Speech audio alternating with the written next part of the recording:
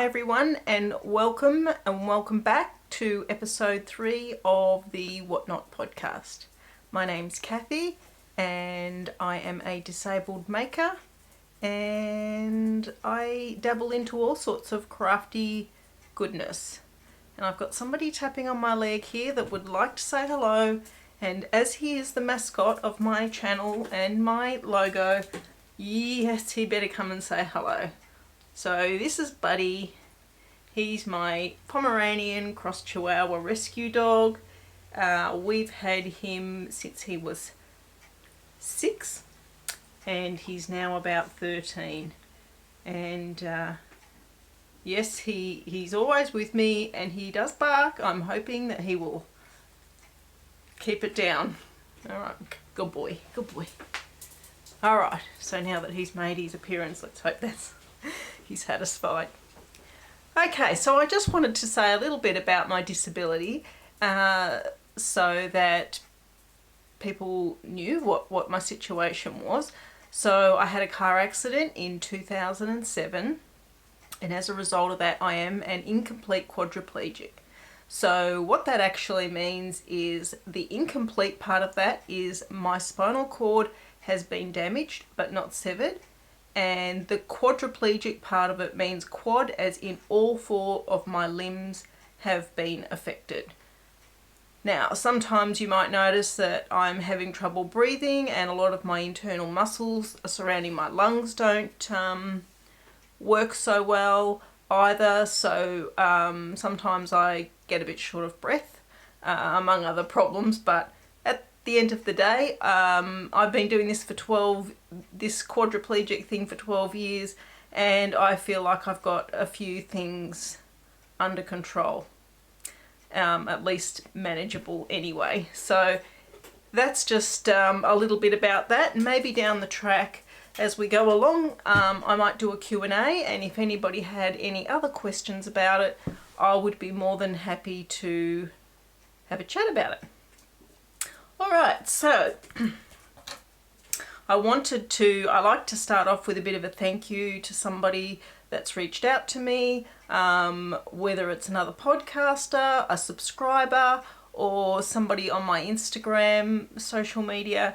And the person I'd like to sort of say hello and thank you to this week is Michelle, and she is on Instagram as _perpetually _ Michelle. And she's really into reading and knitting, and she often has some great book recommendations. I haven't actually, a couple of the ones she's recommended I have read and enjoyed, but it's really worth going and seeing what other people are interested in. And you know, if somebody recommends a book, it's usually pretty good. Michelle's always commenting on my posts. She's subscribed to this channel, so hi Michelle, and she is always very positive no matter what I'm dishing up. Alright, so thanks Michelle. Now, as for finished objects this week, I don't have a knitted finished object. I've been working quite hard on my Fay Sweater, but it's not complete because I had an issue with that, which I'll discuss later. But I do have other finished objects. So the first thing I will show you are, just excuse me, I've got everything laid out on my table here, so reaching across.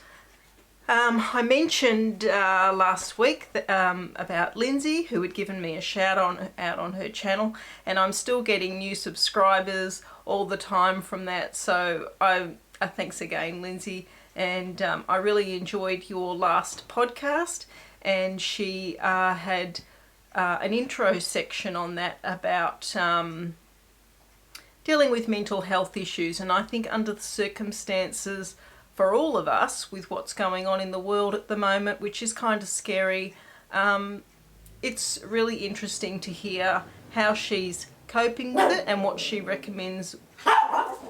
There's somebody's driving past. And how she recommends on, well, how she's handling it and dealing with it. Anyway, so I highly recommend you go over and have a little listen on that one.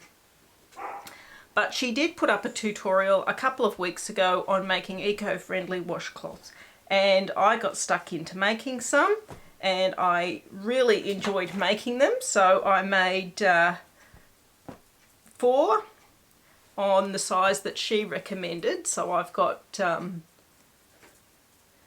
this side is just some cotton fabric that I had, and I cut up some old face washers and towels, and I used that on the other side, and I actually edged them with my little tabs, and I thought that would be handy because then I could use them to hang it up as well. So I've made that one, and I've made an orange one, and this was a pack that I got from Spotlight, and these colours were already pre-selected, so I'm not that great that I put these all together, but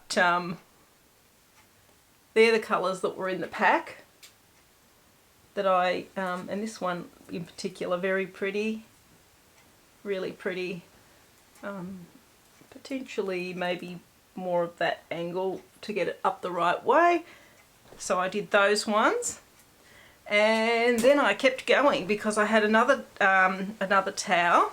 So this one I actually used one time to dye my hair and bleached it, but so I cut that bit off and used it as a backing. And that one has got all the little knitting needles and balls of yarn, which I used in another project that I had, so that was left over. And this one was another towel that I just had lying around, so on that side. And I've made these ones in Lyndsey's tutorial. She says 8 by 8, I think it was, and I made these ones 10 by 10, so a little bit bigger, and those were the 2 10 by 10 cloths that I made there. So I was really happy. I highly recommend that tutorial. Super easy to follow, great for using up old towels that, you know, have seen better days, but you can cut a section off them. It uses up a bit of fabric. I think great gifts.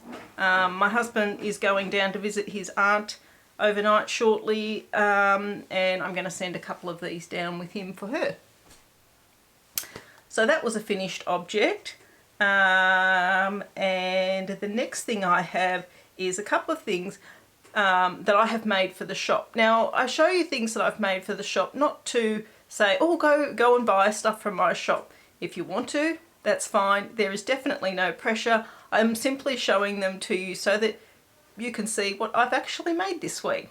So I posted on my Instagram that I was making some stitch markers, and that was a lot of fun.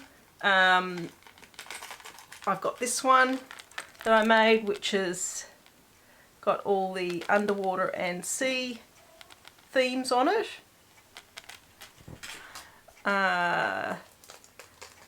I've got bubbles,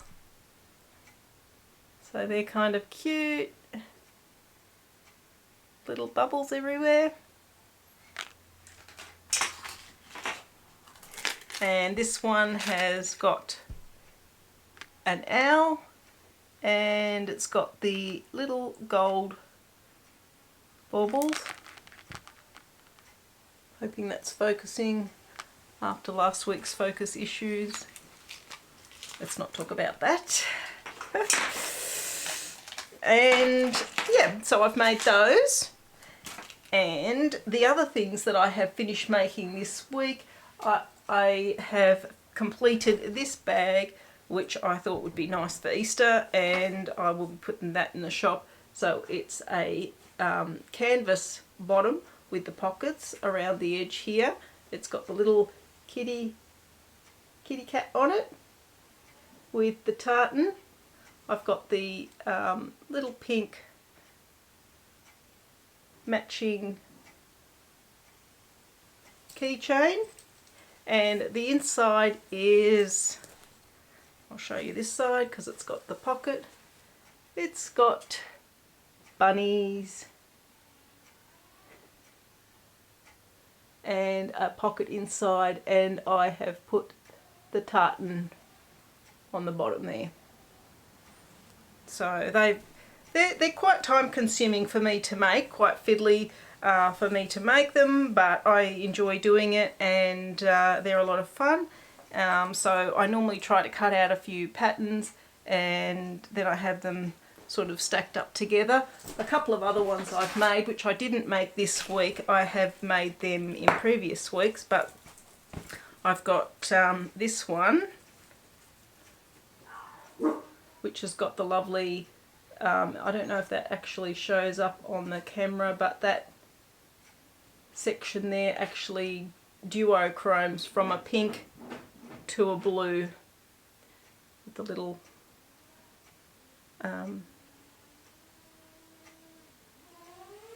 thingo there, keychain. And the other one that I've made is, oh, did I show you the inside of that one? No, I didn't. It's got butterflies with the two pockets on the inside there.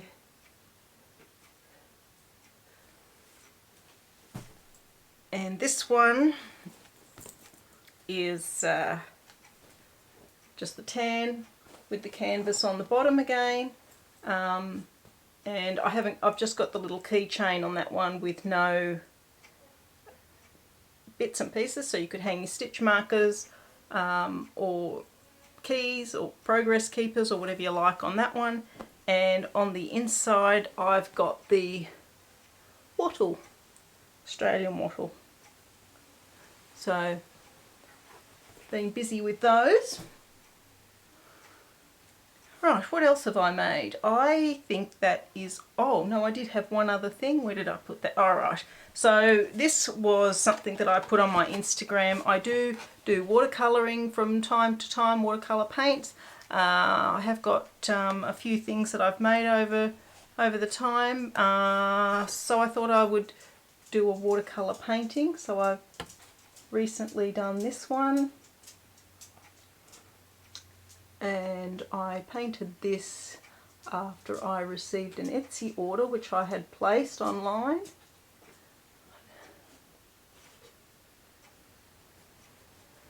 But for anybody interested, I thought for my 200, I'm nearly there to 200 subscribers, I would post this to some lucky person when I hit 200 subscribers as my thank you. So I'll be keeping that to one side, and as soon as I hit 200 subscribers I'll do a random number generator and somebody will receive that as a thank you. Alright, so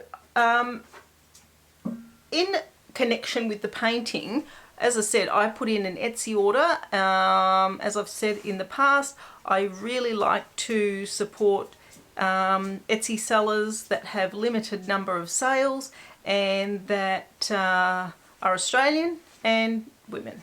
So I placed an order with ChelseaVenz art, and so on Instagram she is ChelseaVenz art, but on Etsy she is CV, oh I'm gonna have to put my glasses on, so blurry, I'm just reading from my notes here, CV Art Colours. And the items that I received, or that I placed the order for, was she makes these beautiful little ceramic palettes. And that one's a bit messy because I have used it in that picture I've just shown you, but the colours are really beautiful. Just angling it toward the light so you can see the duochrome of them. They are creamy. She makes them herself. The pigments, I'm just having a look at her. I've kept her little note that she sent. Each colour has been handcrafted using a mix of top quality pigments and binders to create a non-toxic, highly pigmented watercolour paint. So she also sends a sample card. So these paints that I just showed you, she sends you a sample card of them painted on black. so you can get an idea of what they look like once they are on a black surface painted. And on the other side she has a sample of what they look like painted on to a white background, watercolour paper used in that. Alright, so very nice. And she also sent me a few little samples which came in the pack, so I got those two, which I haven't used yet but I will do. Gold and a grey, and I got those two. One is like an eggplant colour and the other one is an emerald green. So really pretty. They are very creamy. I really enjoyed using them, and she had them packed beautifully in a little box that came with her logo on it. So I'll just hold that, although I will have all the details in my show notes as to where, if you're into watercolours or you want to have a go at watercolours, yeah, they're a nice little thing. She sells the individual pots. I bought two of the little individual pots. I got that one and a rose gold, which is a similar colour to one of the ones that was in the palette. So yeah, I'll be having another painting session, I would say, pretty soon. Alright, now just let me clear that away. I've got to, what am I doing here? Yeah. Alright, so now my whips. Alright, well the first thing that I will talk about is the Fay Sweater. I notice I say sweater because it's not something that I say when I'm talking about, I call them jumpers because we live in Australia and we call them jumpers, but you know, on Ravelry it's called the Fay Sweater. So it's like an unusual word for me to say, so I noticed that I'm like, sweater? So anyway, the Fay Sweater.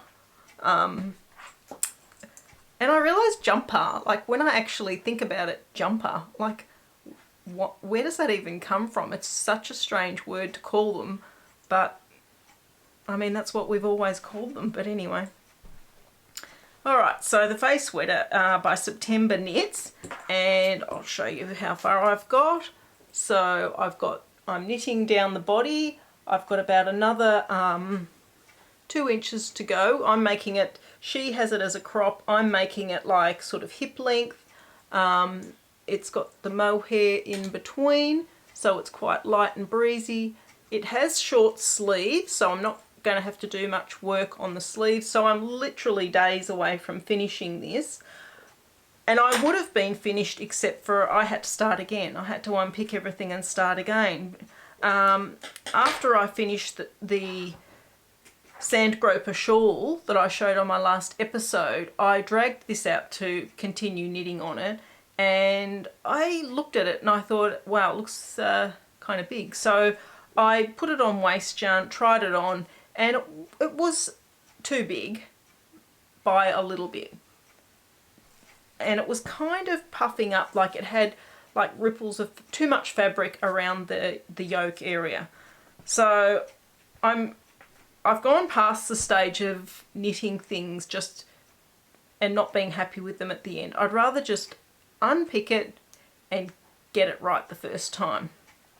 So I did. I just unpicked it all, and I didn't change sizes. I continued on with the size. I'm knitting the medium, but I dropped, because the fabric was quite loose as well. So I went from a size 4.5 needle down to a size 4 needle, and I thought, well, that'll decrease the size and it'll tighten up the gauge of the knitting. So the top half of this is a bit ripply and bumply, which will block out just because I reused the yarn. I didn't wash it or anything, I just reused it. But you can see there that it's actually, you can actually see through those mohair sections. I chose this garment to knit because, as I say, in Queensland here, it doesn't get overly cold to wear heavy jumpers, even though I like knitting them. And I sort of thought, well, this is something that I could still potentially wear with the sort of shorter sleeves. I'm still getting to knit with the mohair, but it'll have a little bit more of a breeze factor.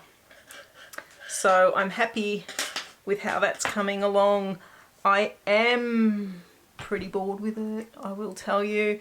It is just plain old knitting, which ain't bad at times, but yeah, I like a bit of a challenge. I like to learn something. I like something that is going to really kind of test me, so that when I get to the end of it, I feel extremely satisfied if I've mastered it. And there's nothing really to master in this one. It would be a great top for a beginner knitter, or somebody that just likes mindless knitting. There is a lot of purl involved. I don't have a problem with purl. I don't know why people don't like knitting purl. To me, it is almost the same as knitting. You know, it's the same mindless thing to me. But yeah, so when I'm getting to the end of a project, I always say to my husband, city limits, because back in the day, we used to have an Atari and it had a game on it, and when you were getting toward the end of the game, it would flash up saying city limits. And I don't know why, whenever I'm doing something and I'm getting toward the end of it, that occurs to me and I think, city limits. So I am glad to be heading towards city limits with this top. I do think I will wear it a lot. I love the colours. Just to mention again, the colours that I'm using, or the yarn that I'm using, is the Gaza AL XL. And this doesn't actually have a colour word. It's called 835XL, and I got it off Hobium Yarns many moons ago, but I believe they still sell it.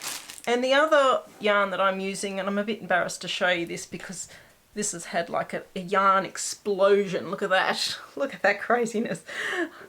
I should sit down and wind it up, but I keep thinking, oh, I'm nearly finished. I can just yank a little bit more out of that, but it's looking a bit crazy. But this is Knit Picks. This is their Aloft, and it is in the colour Blush. And it's a really pretty pink. And I've only used one ball of that, and I'm pretty sure that'll see me through to the end of the project. As I said, I'll be glad to get it finished. It'll definitely be finished by the end of this week, and I will be able to start thinking about something else to knit. So that one is done. Now, as I said, I was getting pretty bored with that. So yesterday afternoon I cast on, I'll just go and grab it, excuse me. I just needed a tiny little project to just divert my attention briefly. So this is I've had this on my list for a while. It's a free pattern on Ravelry. It is called the Pinwheel Purse by Frankie Brown. And it is a little purse that is an origami style purse that is knit. She knits hers on 2mm needles, but when I checked my needles, the smallest I had was a 2.25, so that's what I'm using. And basically what you do is you're knitting these little squares like this. So there's basically 5 of these little squares which you end up sewing together, and I've got that's the bottom of the purse, and this is one of the sides. So I've started that. I just grabbed some wool out of my stash. I don't even know, is that focus, come on. I don't even know what the yarn is. It's a 4-ply, but I don't know. It's really pretty. I think I used that in my Andrea Mowry's fade shawl. So that's the yarn there. And it's just a little purse, so I mean I whipped that up in probably 20 minutes.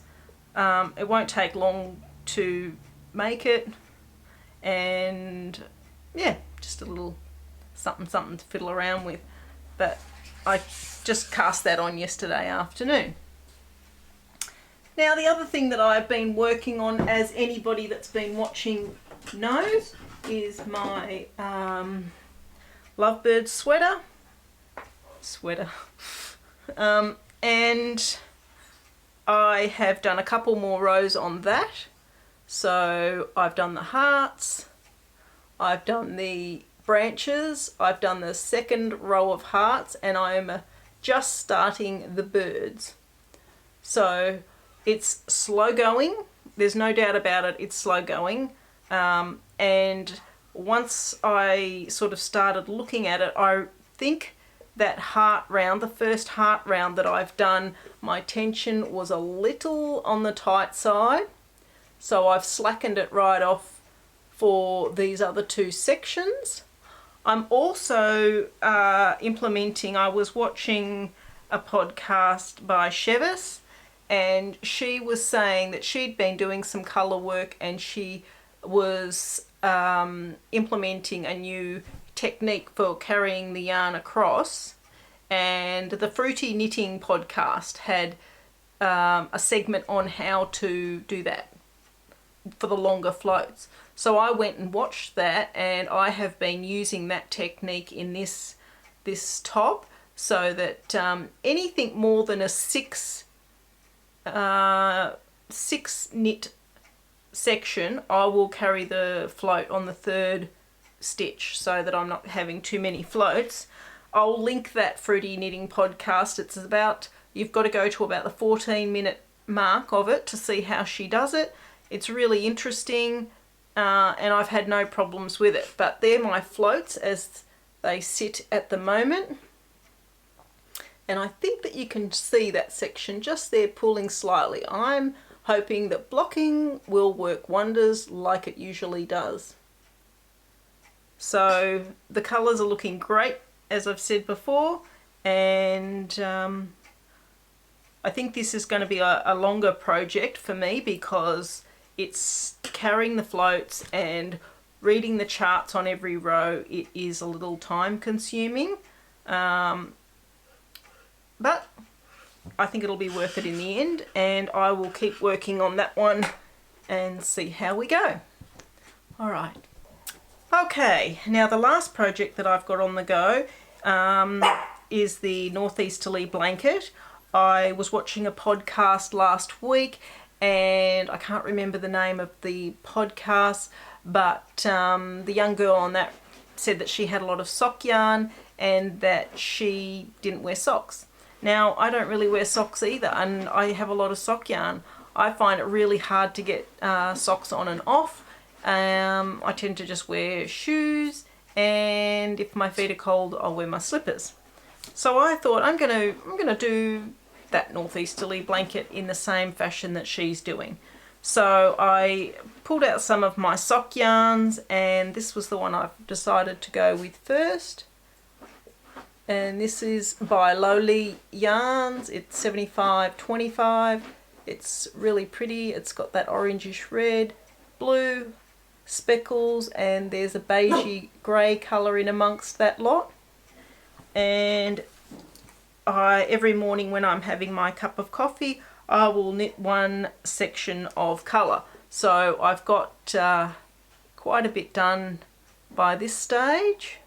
So I will knit about that every morning. So I'll knit whatever I'm up to, and I'll knit to the first row of the red, and then I'll just put it away. Now my plan with this is that I will do one colour in the sock yarn, full length, use the whole ball up, and then I'm going to get a 4-ply cream, probably Bendigo Wool Mills, because they're nice yarn. It's a big ball for $14, and I will be able to get more of it as I need it. So I'm going to do my sock yarn, and then I'm going to put a stripe of the creamy off-white, and then go on, just grab whatever sock yarn I've got next. I've got another 2 balls out here. This one, I don't even know what it is. I haven't kept the tag. I've had it for probably 2 years. So I will use that one. And I know this one is Tiny Human Knits.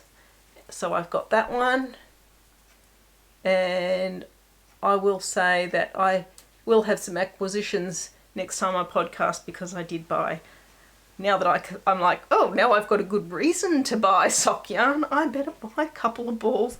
So that's what happened.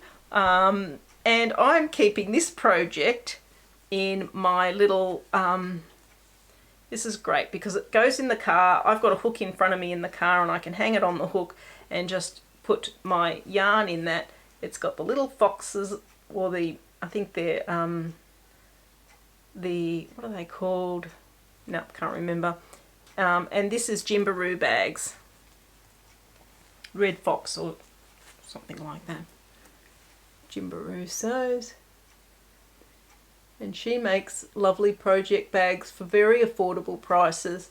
And this design is great because you can just zip it to where you want. You can have your ball of wool in there and just have the thread coming out. So I really like that bag. It's Red Panda. Red Panda. It's very handy. So I like that a lot. Now, the other thing that I was doing, which I thought I'd just show you for fun, I've been watching a girl on Instagram called Planning Janny, planning_Janny, Janni, I think it is. I'll link her in the show notes. And she does journaling. I've never done journaling. I've never kept a diary or anything like that. But she's really inspired me to, like, I really want to have a go at that. So what I've done is I bought this beautiful book of Booktopia. And it's got that duochrome, and the pictures on it are of ladies sewing and knitting and chatting and embroidery and all sorts of things. It's really, really pretty. I like it a lot. And it's a blank book inside, blank pages. So I thought I'm going to keep my show notes in this. So I've got my episode 1 show notes, which I've decorated the page there. And then I did episode 2 in a different colour. Let's see if I can hold that. Put my wool in there, all my things. So I think that looks pretty good. And of course today's. So I've got the notes there stuck to the other side about the watercolour paints, and I've got all the pictures, and I've done a little bit of doodling. Hope that's in focus. Yeah, so that's been a bit of fun, and I just keep that standing on my desk. Now, the only other thing that I was going to talk to you about is I went to the shops the other day to get a couple of scripts filled, and we nicked into Kmart, and I found these jars. They had, this one was $5. It's got a screw top lid, and they had a taller one than that, which was $10. Actually, no, I think this was $8, and they had a taller one that was $10. I was tempted to get the taller one, but I want it to be able to fit on my shelves at the back here, and I thought that might have been a bit too big. But it's got a really nice big open neck, and as I finish my scraps, I've been winding up my balls of yarn and sticking them in there. So yeah, I thought that was a good thing, little thing to pick up if anybody else was interested in getting something like that. Alright, well, I think that's me done. Yeah, I felt like when I started I thought, because I haven't finished that Fay jumper, I haven't really got much to talk about, but as it turns out I did have a bit to talk about. So I just wanted to finish off with a little bit of talk about what's going on in the world at the moment, and you know, I think it's very distressing. I think it would be remiss of me not to mention it at all. I find it myself very frightening. My husband went down to the shops last night to just pick up some milk, and there was none. Like, the shops are bare, like empty. In Australia, one of my ladies let me know on Instagram that they are having a 1 hour in the morning from 7 till 8 where people with disabilities can, or elderly people, can go down and get a couple of things. So I don't want to be like crazy about it, because I certainly don't want to take more than my fair share. So I've made our little list of things that, like, just milk, dog food, basic stuff like that. They are talking about shutting my husband's work down. I don't know when that'll happen. It's very concerning, very distressing, very worrying, and I think that it's really important to stay calm. Stay calm under these circumstances.